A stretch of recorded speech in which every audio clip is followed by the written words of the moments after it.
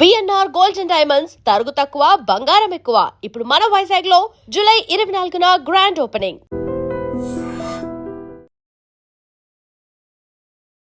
Welcome to news and Nijalu. This is Lumbini. అసలు ప్రపంచంలోనే అత్యంత సుదీర్ఘకాలం జరుగుతున్న యుద్ధాల్లో ఒకటి Israel versus Palestine.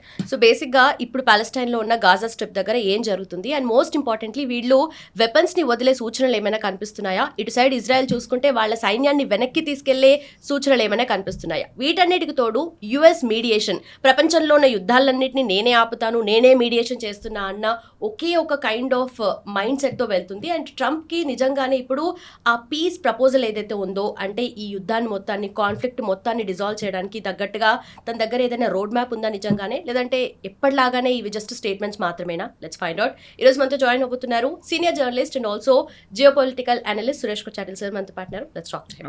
Hello sir, నమస్తే సార్. ట్రంప్ దగ్గర ఒక కొత్త పీస్ ప్లాన్ ఉంది.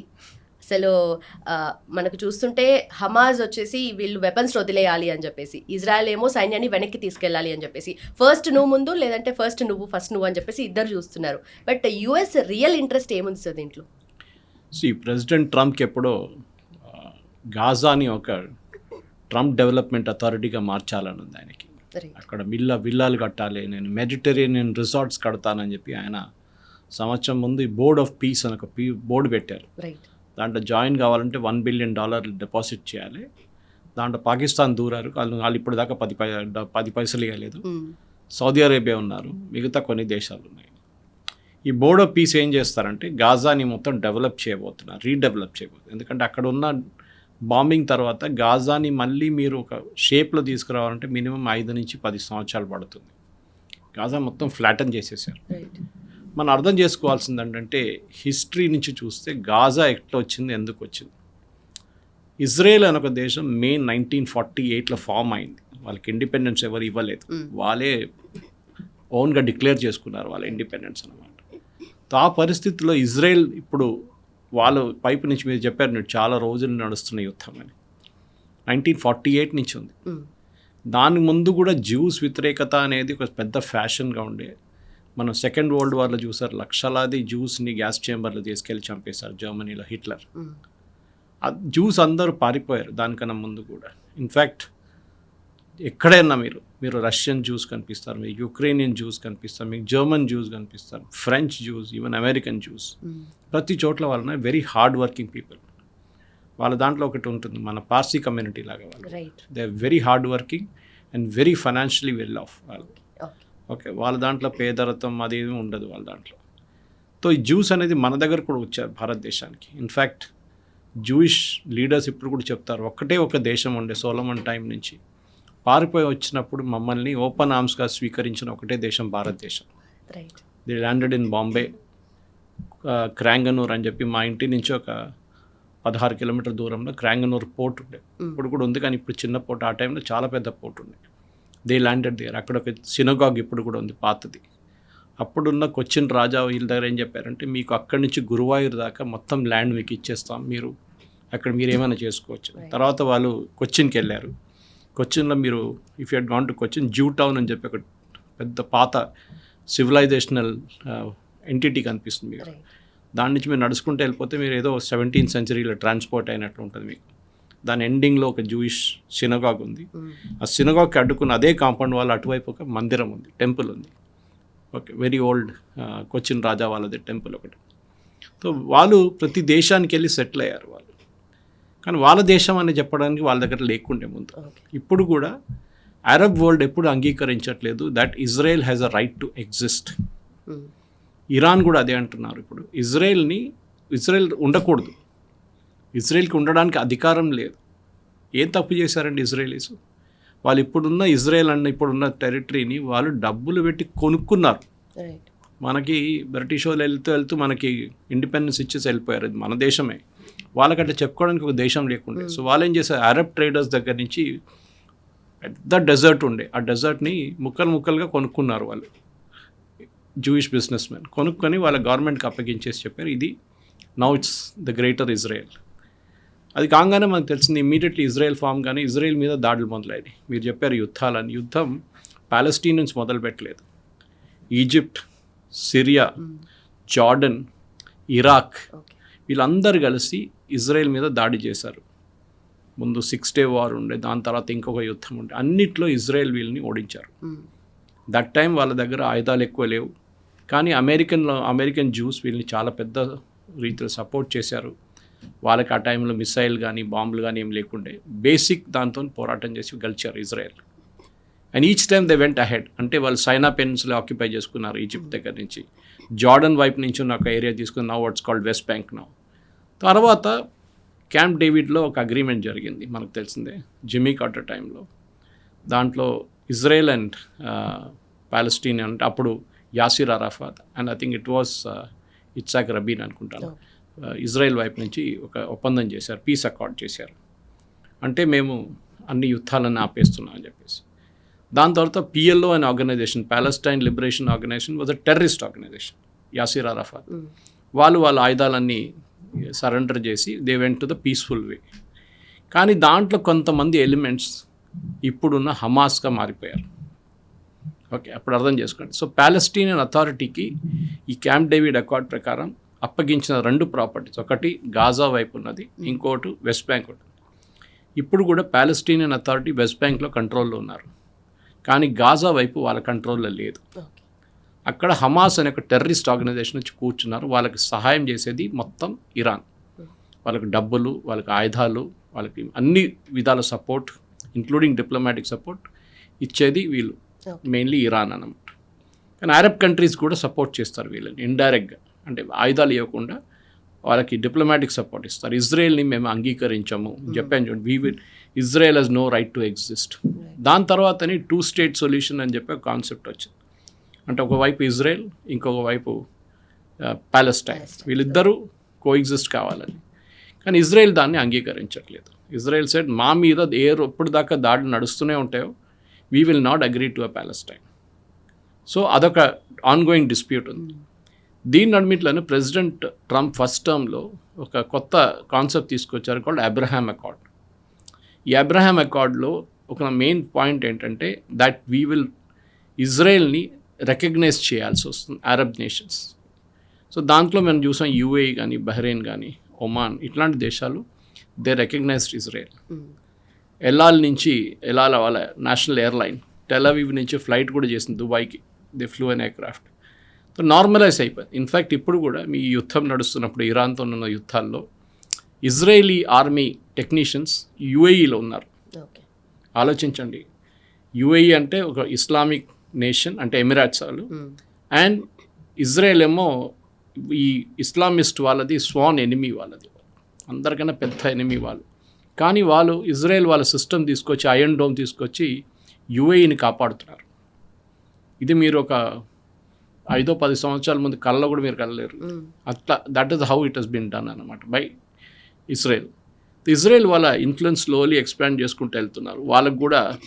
వాళ్ళకి తెలిసిపోయింది, మేము ఇజ్రాయెల్లో ఉంటే మా మీద దాడులు నడుస్తూనే ఉంటాయి. సో వాళ్ళు సొమాలీ ల్యాండ్ కానీ, ఇటువైపు హార్న్ ఆఫ్ ఆఫ్రికాలో ఇథియోపియా కానీ, అట్లాంటి రాష్ట్రాల్లో ఇజ్రాయెల్ వాళ్ళ ఇన్ఫ్లుయెన్స్ పెంచుకుంటున్నారు విత్ UAE, డైరెక్ట్ కాకుండా ఇండైరెక్ట్గా. ఇప్పుడున్న దాంట్లో ఇప్పుడు ఈ గాజా యుద్ధం జరిగింది కూడా మనకు తెలుసు, హ్యాపెండ్ అబౌట్ 3.5-4 years ago. అది October 7th జరిగిన ఒక మ్యాసకర్. అక్కడ గాజా నుంచి ఉన్న పాలెస్టీనియన్ టెర్రరిస్ట్ వచ్చి, హమాస్ దట్ ఈస్, వాళ్ళు వచ్చి ఇజ్రాయెల్ మీద దాడి చేశారు. ఇజ్రాయేలీ సిటిజన్స్ 1200 మందిని చంపేశారు. మెన్, ఉమెన్, చిల్డ్రన్ రేప్ చేశారు వాళ్ళని. అది కాకుండా ఒక ఆల్మోస్ట్ 1100 మందిని హాస్టేజ్గా తీసుకెళ్లారు. తర్వాత కొంతమంది రిలీజ్ చేశారు ఇమ్మీడియట్గా. దాంతో మెల్లమెల్ల రిలీజ్ చేసుకుంటే లాస్ట్లో ఆల్మోస్ట్ 29 people డైడ్, వాళ్ళ కస్టడీలో చనిపోయారు, Hamas custody. So Israel bombing మొదలుపెట్టారు అప్పుడే October 7 తర్వాత. వాళ్ళు ఇమ్మీడియట్గా దే స్టార్టెడ్ రిటాలియేషన్. దాంతో హమాస్ అనే ఒక ఆర్గనైజేషన్ మీద కంటిన్యూస్ దాడి. ఎందుకంటే హమాస్ అనేది మనం ఇరాన్ స్పాన్సర్ చేసిన ఆర్గనైజేషన్కి డబ్బులు ఎప్పుడు తక్కువ లేకుండే, మస్తు డబ్బులు ఉండేవాళ్ళు. వాళ్ళు అండర్గ్రౌండ్ టనల్స్ కట్టుకున్నారు, హాస్పిటల్ కింద, స్కూళ్ళ కింద, కాలేజీల కింద, ఏదైనా ఎక్కడైనా ఒక స్ట్రక్చర్ ఉంటే దాని కింద మొత్తం టనల్స్ కట్టుకున్నారు వీళ్ళు టెర్రరిస్ట్ హమాస్ వాళ్ళు. ఇజ్రాయెల్ వాళ్ళు బాంబ్ చేయగానే ఇమ్మీడియట్లీ అక్కడ ఉన్న హెల్త్ అథారిటీ అనే ఒక అథారిటీ ఉంది, అది హమాస్ది actually. Okay, Gaza health authority చెప్పారు 200 మంది చనిపోయారు. It's actually Hamas making that statement. Over a period of time ఏమైందంటే ఇజ్రాయెల్ కంటిన్యూస్గా వీళ్ళ మీద దాడి చేయడం, తర్వాత వీళ్ళు బార్డర్ క్రాస్ చేసి ఇజ్రాయెల్ వాళ్ళ సోల్జర్స్ గాజాలో ఎంటర్ అయ్యారు. అక్కడ వాళ్ళ మెయిన్ లీడర్స్ అందరిని చంపేశారు. మీకు తెలిసింది ఇస్మాయిల్ హనియా అని చెప్పి వాళ్ళకి పెద్ద లీడర్ని ఇరాన్లో చంపారు, తెహరాన్లో. ఆయన దీనికన్నా ముందున ఇరానియన్ ప్రెసిడెంట్ చనిపోయినప్పుడు ఒక హెలికాప్టర్ యాక్సిడెంట్లో ఆయనకు సంతాపం తెలపడానికి వచ్చిన మనిషిని ఆయన రూమ్లో ఆయన బెడ్ కింద బాంబు పెట్టి పేల్చేశారు. పక్కనున్న బాడీగార్డ్కి ఏం కాలేదు. ఆలోచించారు. దట్ ప్రిసైజ్ ఇజ్రాయెలీస్ అనమాట. దాని తర్వాత మనకు తెలిసిందే యహ్యా సిన్వార్ వాళ్ళ ఇంకొక లీడర్ ఉండే, ఆయన్ని అక్కడే గాజాలను చంపేశారు. ఇది ఇజ్రాయెల్ పాలసీ అనమాట. వాళ్ళు ఏ టెర్రరిస్ట్ అన కానీ వాళ్ళు ఇడవరు. 5-10 సంవత్సరాల తర్వాత కూడా వాళ్ళు ఎంటబడి వాళ్ళు చంపేస్తారు. ఎన్నో స్టోరీస్ ఉన్నాయి అట్లాంటివి.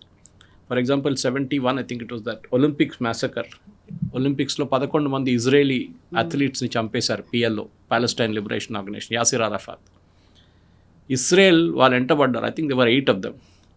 8 మంది ఎంటబడి లాస్ట్ ఆయన్ని ఒక 10 సంవత్సరాల ముందు అమెజాన్ రెయిన్ ఫారెస్ట్లో చంపారు.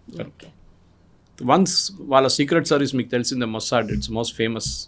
షిన్బెట్ అని చెప్పి వాళ్ళ ఇంటర్నల్ సీక్రెట్ సర్వీస్ ఇంకోటి ఉంది. ఒకసారి మొసాడ్ ఒక టార్గెట్ మీద వాళ్ళు కన్ను పెడితే అంత సంగతి, that fellow is gone, finished. ఇప్పుడు మనకి ఇజ్రాయెల్ కూడా చాలా మంచి సంబంధాలు ఉన్నాయి. ముందు కూడా హిస్టారిక్లీ ఉంది, ఇప్పుడు కూడా ఉంది. ఇన్ఫాక్ట్ మొన్న అమ్నెస్టీ ఇంటర్నేషనల్ కానీ వీళ్ళందరూ so called human rights organisation అన్నారు, ఇజ్రాయెల్కి అన్నిటికంటే ఎక్కువ ఆయుధాలు ఇప్పుడు సప్లై చేస్తుంది భారతదేశం. ఎందుకంటే అమెరికా వైపు నుంచి వాళ్ళకి ఆయుధాలు తగ్గించేశారు అమెరికా కొంచెం. అప్పుడే బెంజమిన్ నెటన్యాహు చెప్పారు, ఇజ్రాయలీ ప్రైమ్ మినిస్టర్, మీ దగ్గర నుంచి ఆయుధాలు రాకపోతే కూడా మాకు ప్రాబ్లం లేదు. ఇన్ఫ్యాక్ట్ హైదరాబాద్లో we have an Israeli unit called Elbit systems అని. వాళ్ళతో మనకు ఒక జాయింట్ వెంచర్ ఉంది ఇక్కడ. మన ఆర్మీ కోసం కూడా సప్లై చేస్తారు వాళ్ళు. కార్గిల్ యుద్ధంలో మనకి చాలా మటుకు హెల్ప్ చేస్తారు ఇజ్రాయలీస్, ఆయుధాలు కానీ గ్లోబల్ పొజిషన్ సిస్టమ్ కానీ. ఎందుకంటే యుఎస్ అది GPS ఆఫ్ చేసేసారు మనకి. సో దాని తర్వాత బాలాకోట్ స్ట్రైక్ జరిగినప్పుడు మీకు గుర్తుంటుంది, అక్కడ ఉన్న సెమినరీ మీద కొట్టారు, ఒక మద్రసా లాంటిది. బయట నుంచి చూస్తే బిల్డింగ్ అట్లనే ఉంది, కానీ లోపల బాంబ్ డ్రిల్ చేసి లోపల వెళ్ళి బ్లాస్ట్ అవుతుంది.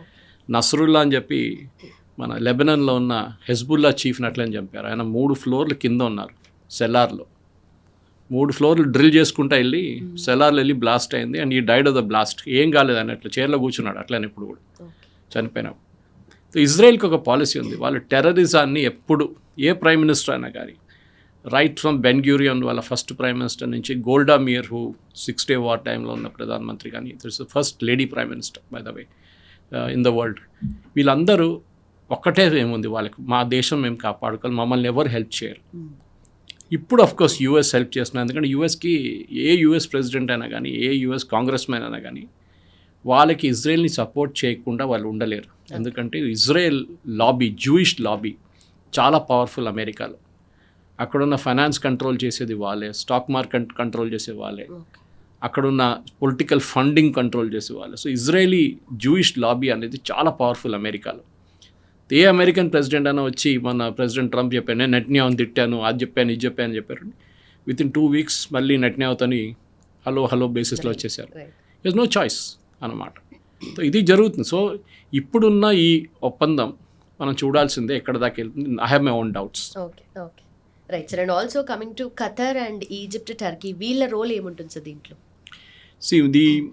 ఫస్ట్ ఈ పాలెస్టైన్ ప్రాబ్లం పక్కన పెడితే మనం ఈ యుద్ధం Iran, US, Israel bombing first జరిగింది లాస్ట్ ఇయర్ జూలైలో. మీకు గుర్తుంటుంది, జూలైలో బాంబింగ్ చేశారు వీళ్ళు.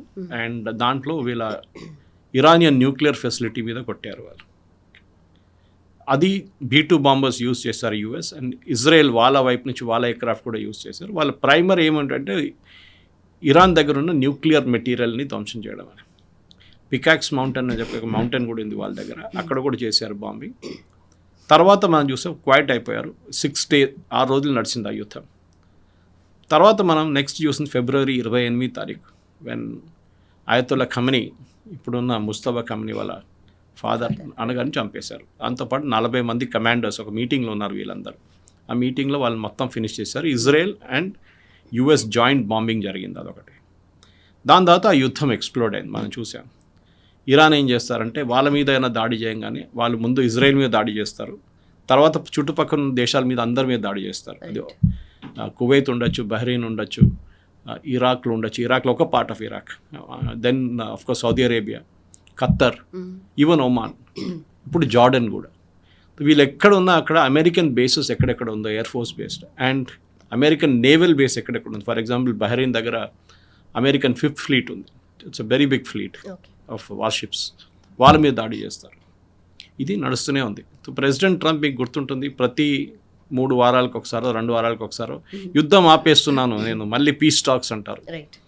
మళ్ళీ పాకిస్తాన్ వస్తారు, ఖత్తర్ వస్తారు, వీళ్ళు మాట్లాడతారు, ఏదేదో చేస్తారు. డైరెక్ట్గా యుఎస్ అండ్ ఇరాన్ ఎప్పుడు మాట్లాడరు. వీళ్ళు నడిమిట్లో వీళ్ళు ఎక్కడి నుంచి ఈ రూమ్ నుంచి అక్కడ పరిగెత్తారు, వాళ్ళు ఆ రూమ్ నుంచి ఇక్కడ పరిగెత్తారు. పాకిస్తాన్ లాంటి వాళ్ళు ఈ కాగితం తీసుకెళ్ళి అక్కడ ఇస్తారు, ఆ కాగితం తీసుకెళ్ళి ఇక్కడ వస్తారు. ఇది చాలా రోజులు నడుస్తుంది. దాని తర్వాత సీజ్ ఫైర్ వచ్చింది ఒకటి. 45 రోజుల తర్వాత ఆఫ్ యుద్ధం ఫిబ్రవరి 28 నుంచి అక్కడి నుంచి 45 డేస్ తర్వాత సీజ్ ఫైర్ తీసుకొచ్చారు.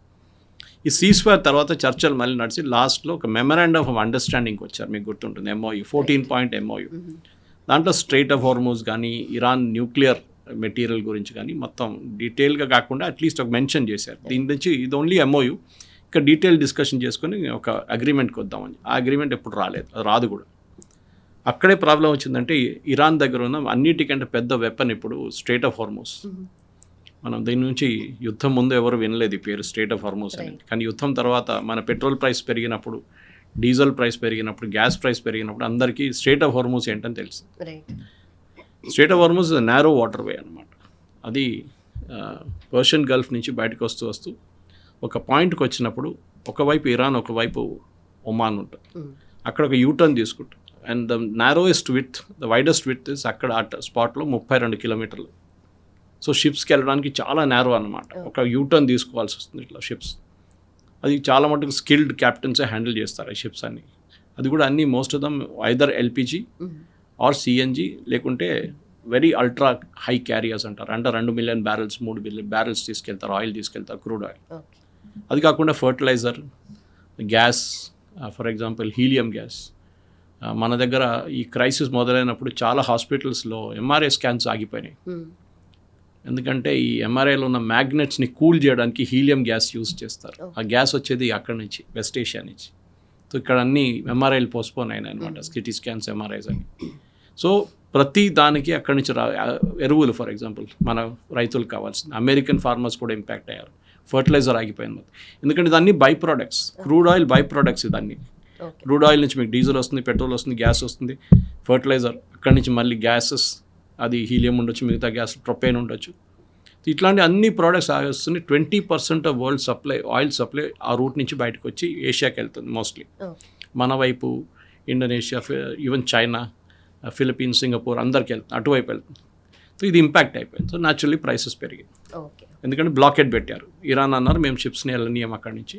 అమెరికా అన్నారు okay fine we will stop your ships అని చెప్పి వాళ్ళ వైపు నుంచి వాళ్ళ షిప్లు ఆపేశారు, ఇరానియన్ షిప్స్ని.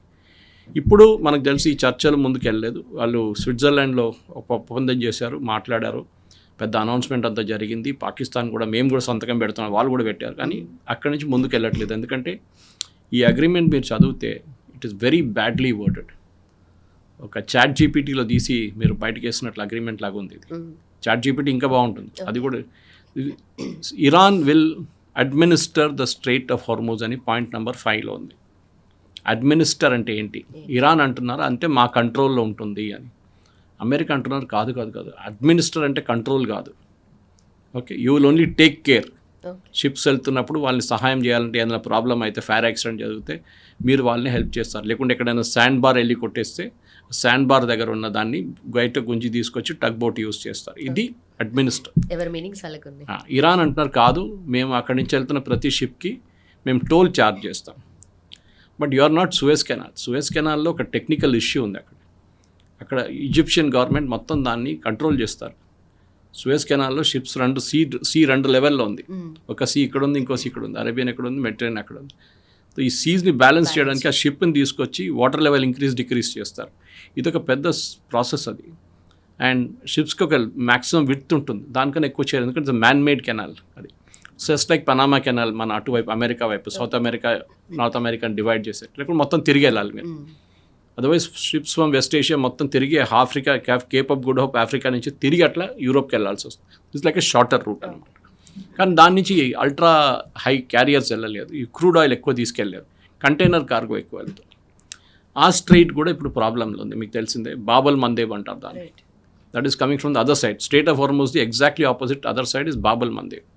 బాబల్ మందేబ్ నుంచి ఈ షిప్స్ అన్నీ ఇప్పుడు సూయజ్ కెనాల్ వైపు వెళ్తుంది.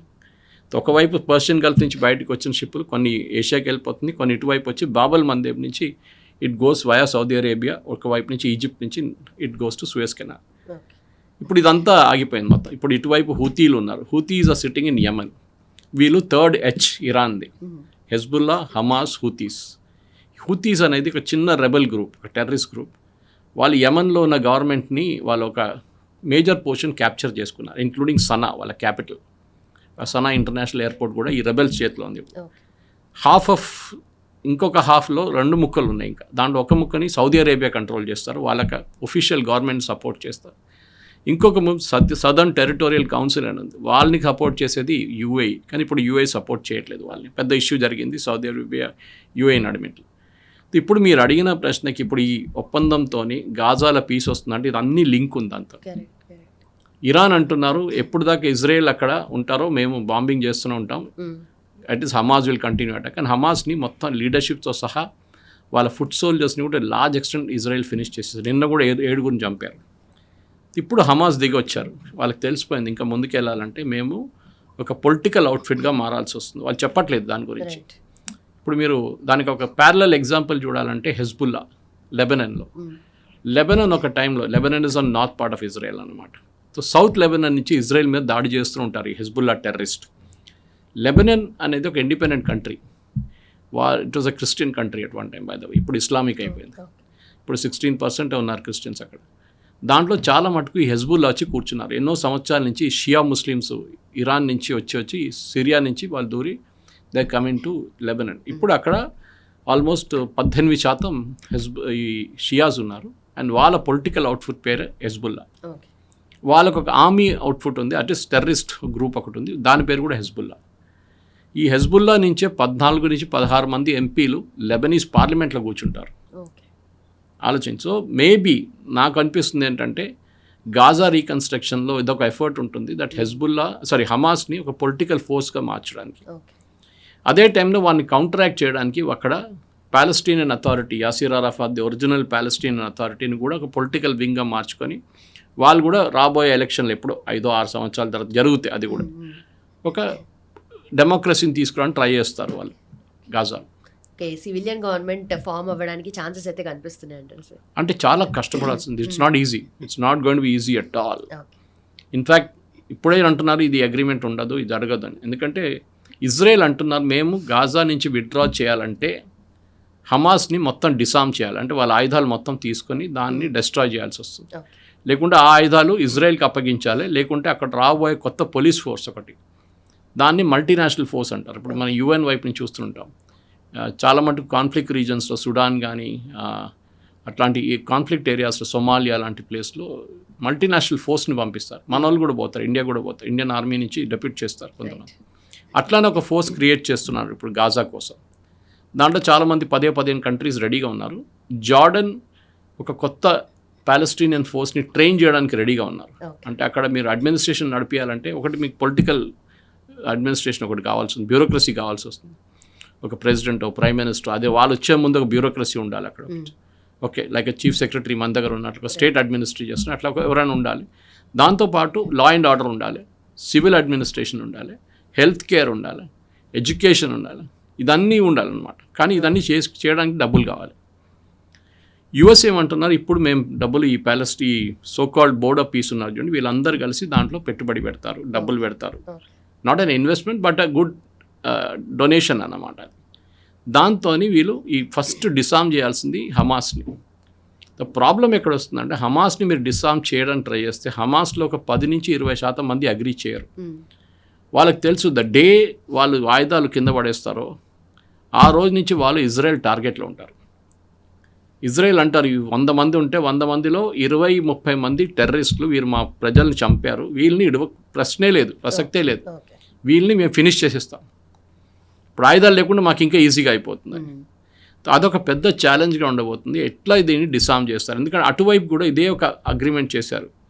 యుఎస్లో వాషింగ్టన్లో 2-3 రౌండ్ చర్చలు నడిచిన తర్వాత లెబనన్ అండ్ ఇజ్రాయెల్ అంగీకరించారు. సో ఇప్పుడు ఇజ్రాయెల్ ఏమంటున్నారంటే ఈ ఒప్పందం ప్రకారం లెబనన్తో చేసిన ఒప్పందం ప్రకారం లెబనీస్ గవర్నమెంట్ ఈ హెజ్బుల్లా దగ్గర ఉన్న ఆయుధాలని వాళ్ళు సరెండర్ చేసి వాళ్ళ దగ్గర నుంచి ఆయుధాలు తీసుకోవాలి. హెజ్బుల్లా అంగీకరించట్లేదు. అట్లీస్ట్ గాజాలు అగ్రీ చేశారు హమాస్, కానీ హెజ్బుల్లా అంటున్నారు we will not do it at all. ఎందుకంటే ఈ ఇరాన్ స్కీమ్ ఆఫ్ థింగ్స్లో యుఎస్ ఏం చేస్తున్నా అంటే చాలా స్మార్ట్ స్ట్రాటజీ వాళ్ళది. ఇరాన్ చేతులు కోసేస్తున్నారు, రైట్ వింగ్ లెఫ్ట్ అంతా కోసేస్తున్నారు వాళ్ళు. ఎందుకంటే ఒకవైపు హెజ్బుల్లా ఉండే, ఒకవైపు హమాస్ ఉండే, ఇంకోవైపు హూతీలు ఉన్నారు. హూతీల్ని సౌదీ అరేబియా చూసుకుంటున్నారు. Saudi Arabia is bombing the Houthis regularly. ఇప్పుడు వాళ్ళు షిప్స్లో ఇవాళ కూడా 5 షిప్లు ఆపారు వాళ్ళు, కానీ ఎక్కువ రోజులు ఉండరు వాళ్ళు. సౌదీ అరేబియా చాలా మటుకు వాళ్ళ దగ్గర ఉన్న ఆయుధాలు అన్నీ వాడుకుంటారు. సో అక్కడ యుఎస్ వెళ్ళారు. ఇక్కడ హెజ్బుల్లాని డిసామ్ చేయడం ఒక పెద్ద ఛాలెంజ్గా మిగిలిపోతుంది. దాంట్లో ఫస్ట్ స్టెప్ గాజాలో హమాస్ని విత్డ్రా చేపించి హమాస్ ఆయుధాలు గుంజుకుంటే హెజ్బుల్లా కూడా ప్రెషర్లో వచ్చేస్తారు. ఎందుకంటే హెజ్బుల్లాకి ఇప్పుడు ఆయుధాలు రావట్లేదు, డబ్బులు రావట్లేదు. సిరియాలో వచ్చిన కొత్త గవర్నమెంట్ వాళ్ళని అక్కడ ఆయుధాలు వెళ్ళడానికి అనుమతించట్లేదు. లేకుంటే ఈజీగా ఇరాన్ నుంచి వచ్చి ఈజిప్ట్ నుంచి ఇట్ గోస్ టు సిరియా నుంచి ఇక్కడ వెళ్తుండే, హెజ్బుల్లాకి వెళ్తుండే లెబనాన్. ఇప్పుడు అది ఆగిపోయింది. Last after Bashar al Assad పడిపోయిన తర్వాత గవర్నమెంట్ ఆ మొత్తం రూట్ ఇప్పుడు సీల్ చేసేసారు. అక్కడ హెజ్బుల్లా సివియర్ ప్రెషర్లో ఉన్నారు.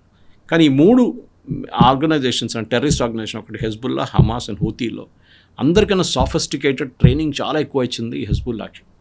ఆయుధాలు కూడా వాళ్ళ దగ్గర ఫస్ట్ టాప్ క్లాస్ వెపన్స్ ఇచ్చారు ఇరాన్ వాళ్ళకి. హెజ్బుల్లాకి హమాస్కి అంత ఇవ్వలేదు. హమాస్కి 200-300 కిలోమీటర్ 100 కిలోమీటర్లో ఉన్న మిసైల్స్ ఇచ్చారు. వెరస్ హెజ్బుల్లా దగ్గర ఆల్మోస్ట్ 1500 కిలోమీటర్స్ దాకా ఉన్న మిసైల్స్ వాళ్ళ దగ్గర ఉంది. అది వాడుకున్నారు కూడా ఇజ్రాయెల్ వ్యతిరేకంగా వాళ్ళు చాలాసార్లు. సో ఇప్పుడు ఏం జరుగుతుందంటే వీళ్ళని 3 సైడ్ నుంచి ఇరాన్ని కంప్లీట్ కట్ ఆఫ్ చేయడానికి అమెరికా చేస్తున్న ఒక ప్లాన్ ఇది.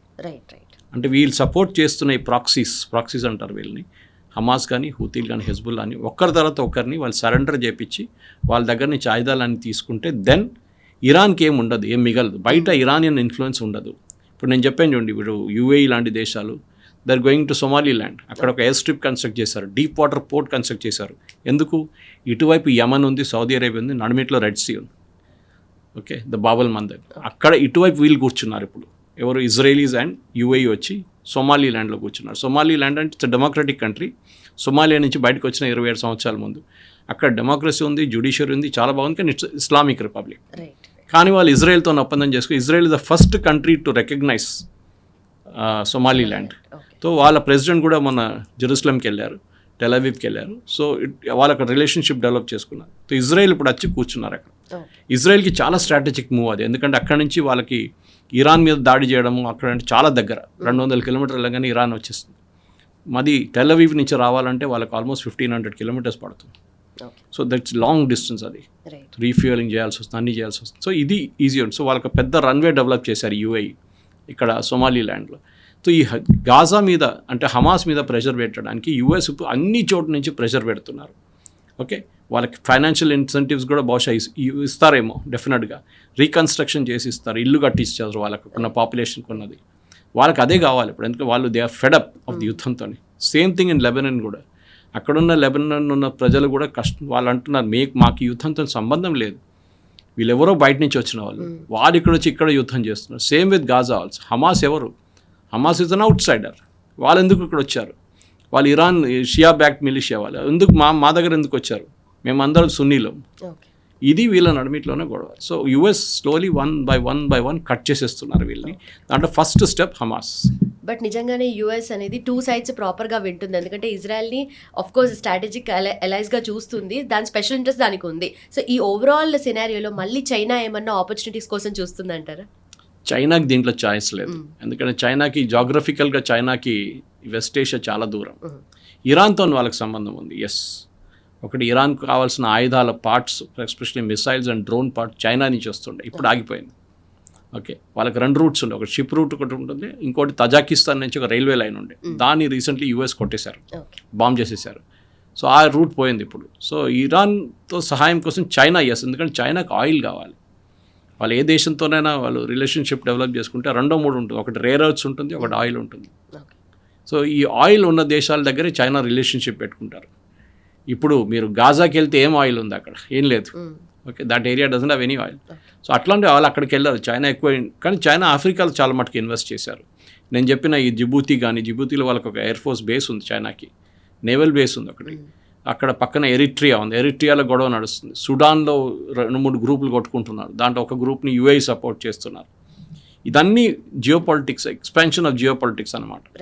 ఏ దేశం, మనకొక్కరికే భారతదేశానికి ప్రాబ్లీ ఒక ఇట్లాంటి జాగ్రఫికల్ అంబిషన్ లేదు. మేము రేపు వెళ్ళి ఆ దేశాన్ని కాన్కర్ చేసుకుంటాం, ఇంకో దేశాన్ని కాన్కర్ మనం చేయలేదు, ఇప్పుడు హిస్టరీలో కూడా లేదు మనకి. సో అది కాదు గాజాలో జరుగుతుంది. ఇప్పుడు గాజాలో ఏంటంటే ఒక టెర్రరిస్ట్ గ్రూప్ ఉన్నారు, వాళ్ళని ఇజ్రాయెల్ కొట్టి ఆల్మోస్ట్ ఫినిష్ చేసేసారు. ఇప్పుడు వాళ్ళు అంత్యక్రియలు చేయాల్సి వస్తుంది అనమాట, అంతే. That has be done by taking over their arms. వాళ్ళ ఆర్మ్స్ని తీసుకొని అక్కడ కంప్లీట్గా వాళ్ళని డీమిలిటరైజ్ చేసి అక్కడ ఒక కొత్త గాజాని కట్టడానికి ఇప్పుడు ఇజ్రాయెల్ ప్లాన్ ఉంటుంది, దాన్ని యుఎస్ అంగీకరిస్తారు కూడా. Right sir, thank you so much. Thank you very much.